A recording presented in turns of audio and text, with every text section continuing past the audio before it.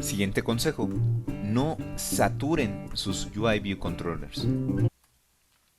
Para entender este consejo, supongamos que vamos a diseñar una pantalla formulario que nos permitirá capturar información del usuario como su nombre, su apellido paterno, apellido materno, etc. Esto lo haremos utilizando el patrón de diseño MVC, modelo vista controlador. Generalmente en una arquitectura MVC, lo que hacemos es definir nuestro controlador. En este caso creamos una clase llamada User Profile View Controller, que hereda de un UI View Controller, y le indicamos sus propiedades. Como podemos ver, definimos tres campos de texto que corresponden al nombre, al apellido paterno, apellido materno, y un botón que nos permitirá guardar la información que el usuario capture. Lo siguiente que haremos es definir una referencia a nuestro modelo. En este caso, mi modelo será un objeto de tipo user. Este objeto tiene propiedades como nombre, apellido paterno y apellido materno.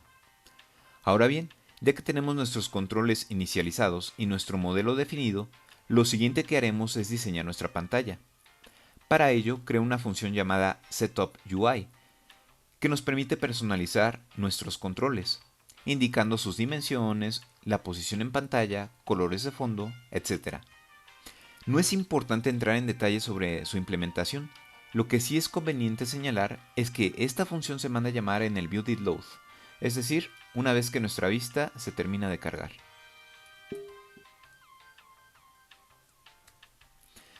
Ya que terminamos de definir nuestra vista y nuestro modelo, lo siguiente que haremos es capturar la información que el usuario escriba sobre los campos de texto y lo vamos a plasmar en nuestro modelo. Esto lo haremos cuando el usuario presione el botón guardar o submit. Para ello, agrego un target action a mi botón.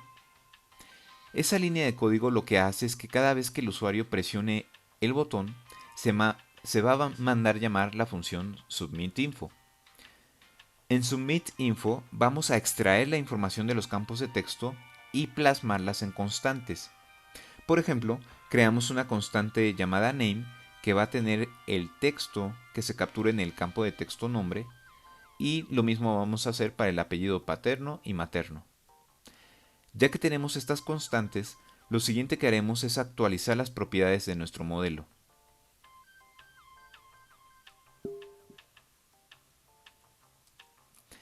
Ahora bien, eso no es todo.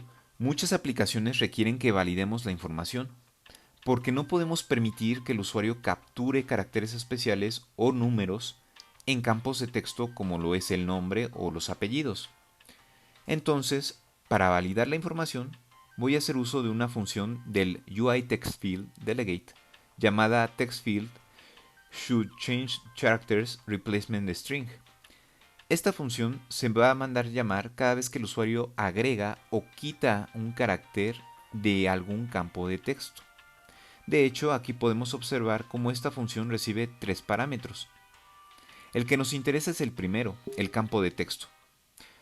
Porque si el usuario está escribiendo sobre el campo de texto nombre, vamos a mandar llamar la función validateName, que recibe como parámetro el texto del campo de texto nombre. Y del mismo modo, si el usuario escribe sobre el campo del apellido paterno, invocamos la función validateFirstLastName. Y finalmente, si el usuario escribe sobre su apellido materno, invocamos, mejor dicho, la función validateSecondLastName.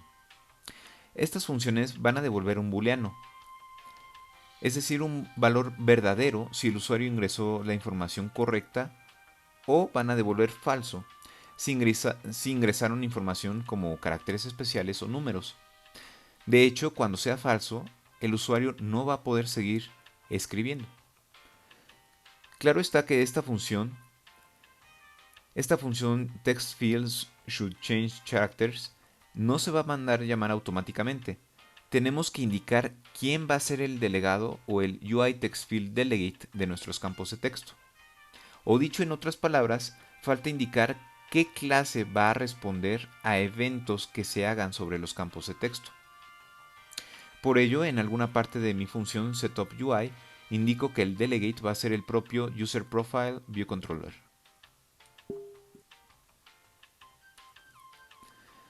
Otra tarea común en las aplicaciones es invocar servicios web, que nos permitan enviar la información de la aplicación a un servidor, para que ella pueda guardarlas en una base de datos. Y es justo lo que haremos a continuación. En la función submitInfo que ya tenía creada, en la parte final creo un objeto de tipo Network Manager, que se encargará de la comunicación con el servidor. E invoco una función llamada update, al que le enviaré como parámetro mi objeto usuario. Como vemos, esta función update va a recibir un callback o una llamada de regreso cada vez que recibamos respuesta de nuestro servidor. En este caso, dado que puede existir un error de comunicación, de formato de datos o sencillamente que el servidor no le fue posible almacenar nuestro objeto user, es probable que el callback reciba un objeto error. Si el objeto error es igual a nil, asumimos que el servidor no tuvo problemas en recibir nuestro objeto usuario y guardarlo, por lo que vamos a pasar a la siguiente pantalla. En este caso, la siguiente pantalla va a ser la pantalla menú, que vamos a llamar menú View Controller. Y la presentamos con la función perform segue, asociándole un identificador llamado goToMenu. La acción de presentar pantallas de forma consecutiva la conocemos como navegación entre pantallas, y generalmente estas nuevas pantallas requieren información de entrada para que puedan presentarse. Por ejemplo, sabemos que nuestra pantalla menú View Controller requiere de un objeto usuario. Para pasárselo, hacemos uso de la función prepareForSegue y sender. Esta función se va a mandar llamar cada vez que hay una transición entre pantallas o transición entre segues, y recibe como parámetros un objeto llamado segue que va a ser de tipo UI Storyboard Segue y un sender que puede ser cualquier objeto o estructura. Lo que nos interesa es que el objeto segue nos va a interesar el objeto segue para poder accesar a una de sus propiedades llamada destination. Este destination va a ser nuestro controlador destino, un UI View Controller. A nosotros no nos interesa manejar un controlador genérico o que tengamos un controlador destino de tipo UI View Controller. Nos interesa, mejor dicho, que nuestra siguiente pantalla sea un menú View Controller. Y de hecho, para hacer una conversión entre un UI View Controller a un menú View Controller, hacemos uso de una técnica llamada downcasting, con la palabra reservada as signo de exclamación. El resultado de nuestro downcasting lo almacenamos en una variable llamada menú View Controller. Actualizamos una de sus propiedades. En este caso, le pasamos nuestro objeto usuario. Pues bien, estas fueron las actividades que es común verlas en el desarrollo de apps. Y sin darnos cuenta, nuestro controlador puede terminar con cientos y cientos de líneas de código. Es decir, los controladores se vuelven clases inmensas. This species of Variformin's been extinct since the Cretaceous period. I mean, this thing isn't this thing. What?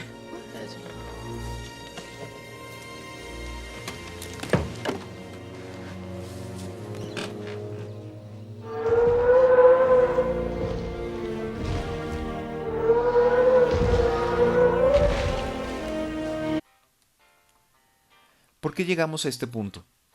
Porque generalmente con un patrón de diseño puro como MVC, nuestro controlador puede terminar con muchas responsabilidades. Por un lado, se puede encargar del formato de datos. Por ejemplo, cuando tratamos de hacer una conversión de datos, como convertir cadenas de texto a enteros, de enteros a cadenas, etc. Otras veces, los controladores en un esquema MVC se encargan de llevar a cabo reglas de negocio. En nuestra aplicación, pudimos observar cómo creamos funciones que nos permitieran validar los nombres, los apellidos y demás. También vimos con este ejemplo que los controladores se pueden encargar de invocar servicios web. Hay aplicaciones incluso que se encargan de manejar un esquema de persistencia de datos, es decir, hay apps que pueden almacenar información en base de datos como Realm o Core Data. Esta lógica implica que nuestra clase crezca y crezca aún más. Finalmente, también vimos que los controladores pueden encargarse de la navegación entre pantallas. Esto lo hicimos con la función PrepareForSegway.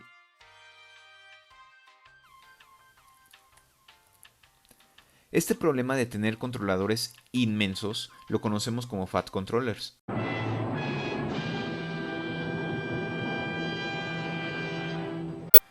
Y presenta algunas desventajas, como lo es la dificultad para hacer nuestro proceso de desarrollo de pruebas. Por ejemplo, si queremos hacer una prueba unitaria que valide alguna regla de negocio como lo es el nombre, bajo este esquema de MVC tendríamos que instanciar nuestro UIViewController, acceder a una función suya y realizar alguna prueba unitaria.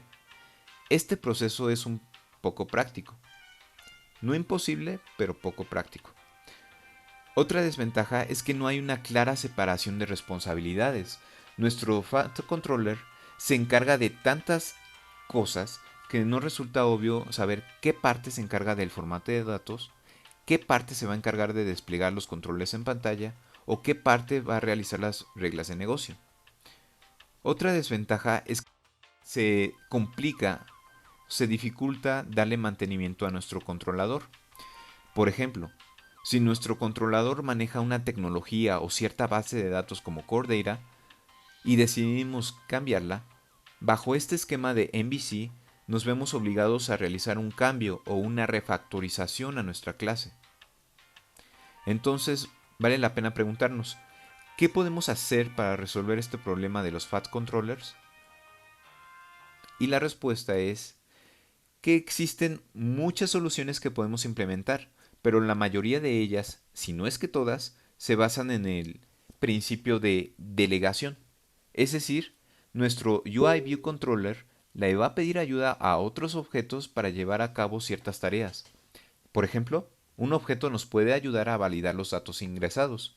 Otro objeto se puede encargar de darles formato, otro de realizar navegación entre pantallas y así sucesivamente.